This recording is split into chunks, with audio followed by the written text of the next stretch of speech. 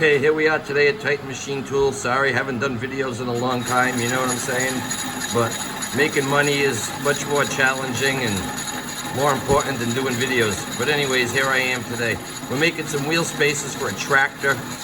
Customer wanted some wheel spaces. I don't know, God knows why, but anyways, apparently wheel spaces on a tractor apparently is a thing. So I'm making some for them. So here's what we got going on here. This is 7/8 thick flat stock. It was plate, hot rolled plate. I don't know, maybe like an A36 steel or something like that. Not sure. But I had them cut, water jet them.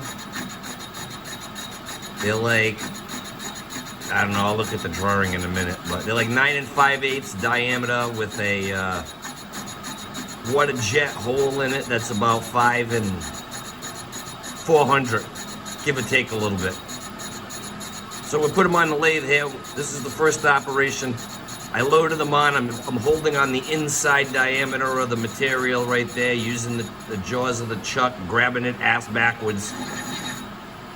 So we faced it. We're just facing it clean. We gotta flip it over, so we want a nice surface. Nothing has to be absolutely perfect, just so long as it's good. Right now we're cutting the OD, cut to clean right there, as you can see. I gotta cut to clean probably like 9.610. Yeah, so they're gonna finish at about 9.610. That'll give me a good OD and a nice front flat surface, so when I flip them around and do the other side.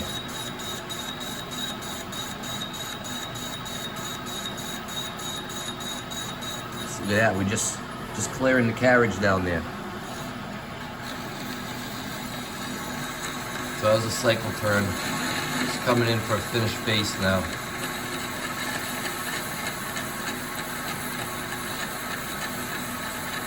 We took 2 rough facing passes to take that scaly, slaggy stuff off the carbon.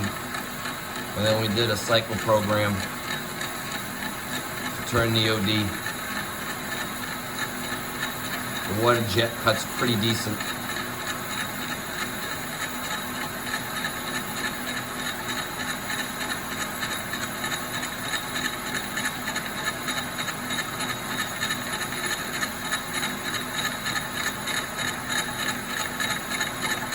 So you can hear the interrupted cut.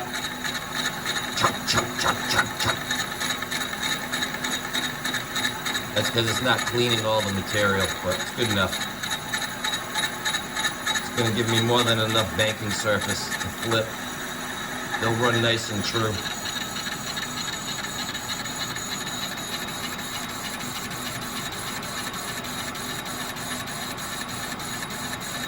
If I didn't have to flip them around, I could have probably went with just the water jet diameter.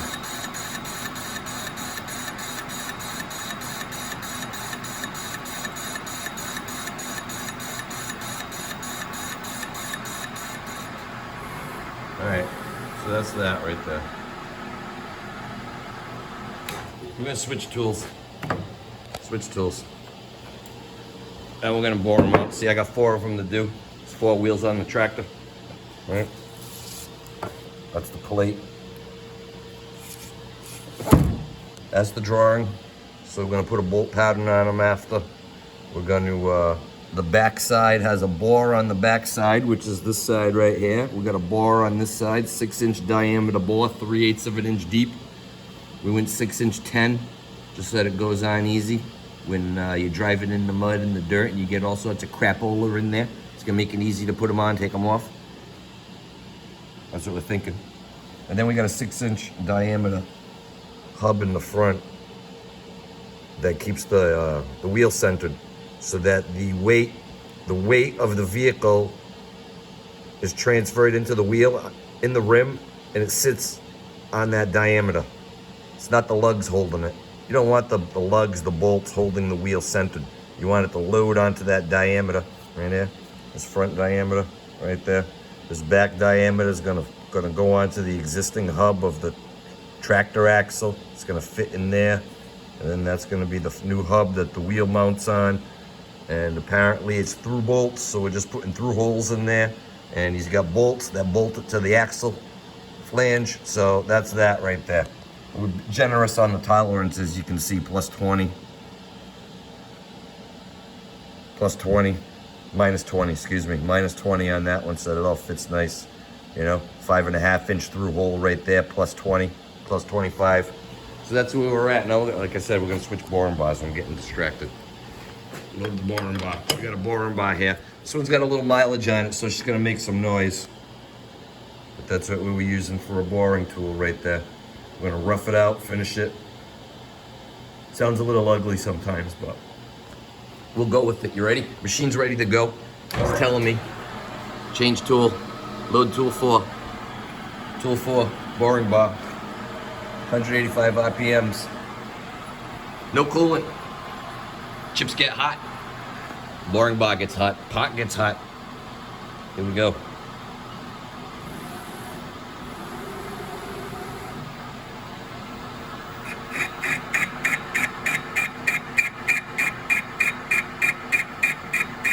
Got a whole bunch of passes here because we pussyfoot. I don't know if you're gonna want to watch this whole thing, but I pussyfoot because I can walk away. I got another machine running on the other end of the shop over there, so makes me worry though sometimes. Gets a little crunchy towards the end.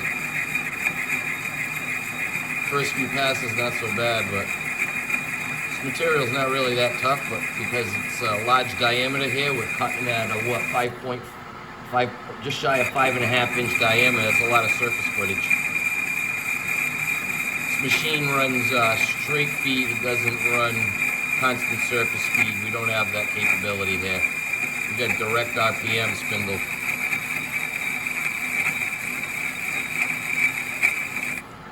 I don't even know if I want to stand in front of this thing when it starts getting ugly.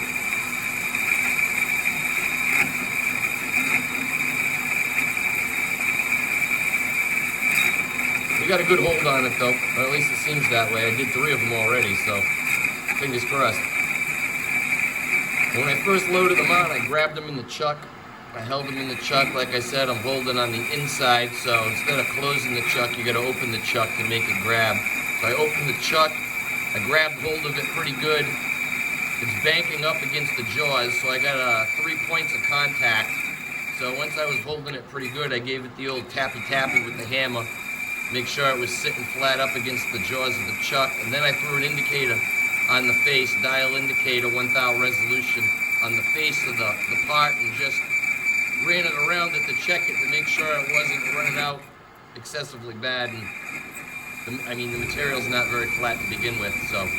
But I had +5, -5, +5, -5. Good enough. I took 0.010 off on the facing pass, and it pretty much cleaned up.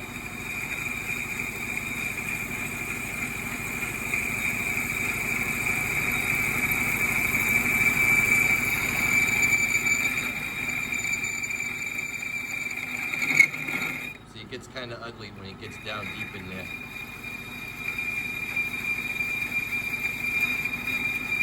Right now, the tool's only making contact with material in the depth of cut from the last cut, but when it gets to the bottom, it hits the bottom face.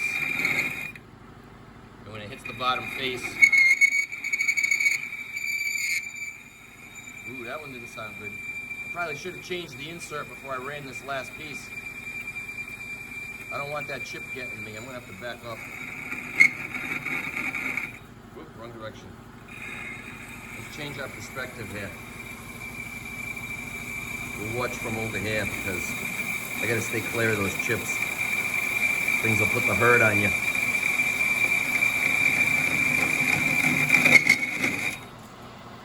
Yeah, I don't like the sound of that, but hey, we'll go with it. I can come around the other side of the lathe. Let's see if we get a better view. I took the cabinet off the back. I was fixing the lathe. I haven't put it back on.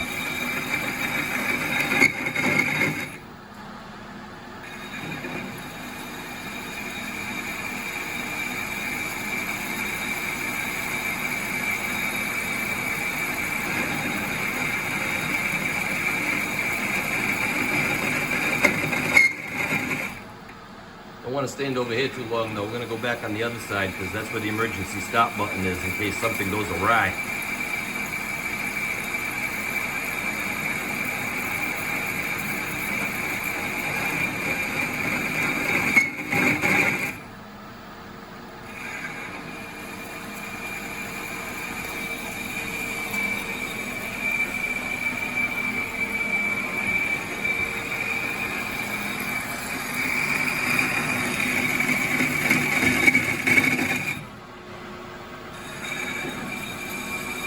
What are we up to? We're up to 5.831 diameter.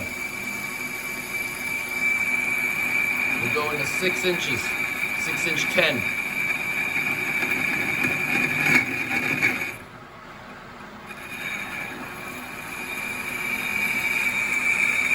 Sorry for the shitty view. I don't even know if this is interesting. Those chips.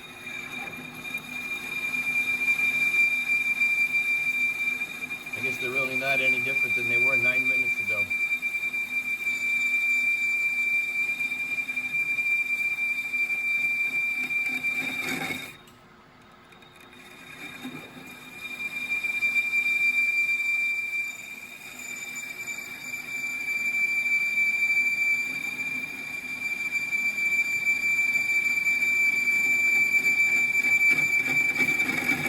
We're getting close. We're at 5.938 and a half.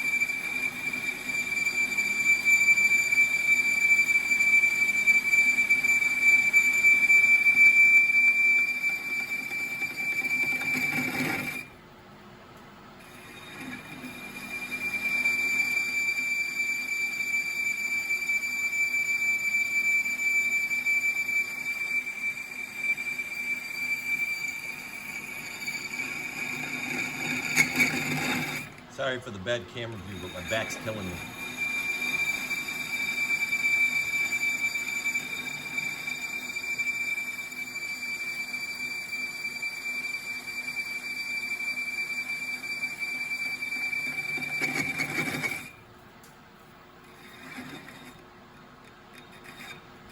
So it's got a little chamfer in the front, roughed out that chamfer.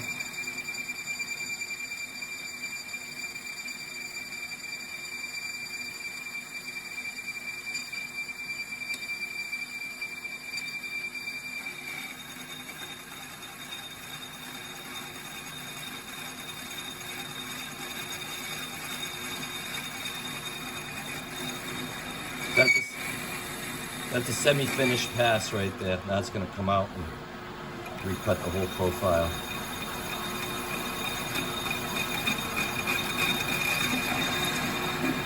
That tells me, you see that right there? The tool touched the face. The tool was supposed to start at Z plus 2, plus 0.002 So my rough face and turn tool is worn out and left material. I have to go back and... That sounds ugly. So as I was saying, you can see the witness mark. Where is it? Right there. Where you can just about feel it. Probably like a 0.5. You can see the witness mark where the tool comes in. The tool comes in at 6.5 inches right there. We're supposed to go to Z plus 0.002, and then it comes across, stop facing so that it can cut the angle. Then it starts cutting the chamfer angle and does the finished profile in there. So that tells me my tool 1 that I did the old rough face and turn with right there, she's a little worn out. And instead of cutting at 0,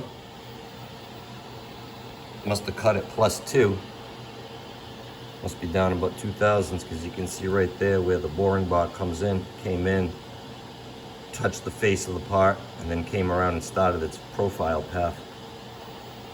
No big deal. Like I said, this is a spacer for a tractor. I can feel a little step there, so I'll just take a 0.5 off the face. But that's what we got going on there on the lathe today. That Titan machine tool. Side 1. That was side 1 of these wheel spacers for somebody's tractor. Cut to clean on the OD. Or at least most clean enough. can see that's the finish right there. That's the finish from the water jet. That's what you get with the water jet. It's actually pretty good. But because I want the hub on the other side concentric with this diameter right here, I wanted to make sure I had good surface to be able to hold on to when I flip them around and not worry about run out. Then I'll load them guys up and do the other side. So the other side, we're gonna face off a bunch of it over here and turn it down and leave a 6-inch diameter hub on this side, 1/4 inch step. So we'll take a 1/4 inch off of here on the face it down, face this down to 6 inches all the way around, and we'll finish bore too also. As you can see, I was holding on it in the chuck so we didn't bore all the way through. We need a 5.5 inch bore all the way through plus 25 minus nothing. So when I hold on the other side, I'll be able to finish bore through the 5.5 diameter. And I chamfered this side big enough on the inside right there, so I'll have a chamfer when I bore to that 5.5 inch diameter. This side will already be chamfered, we won't get a burr. All right, so that's it. Titan machine tool. That's what we got going on here today. I got something over there interesting I'll show you guys later. Gotta make another video for that one though. Something interesting over there in the milling machine you might be interested in. We'll get to that one eventually, hopefully. All right, signing off. Adios. Thank you for watching.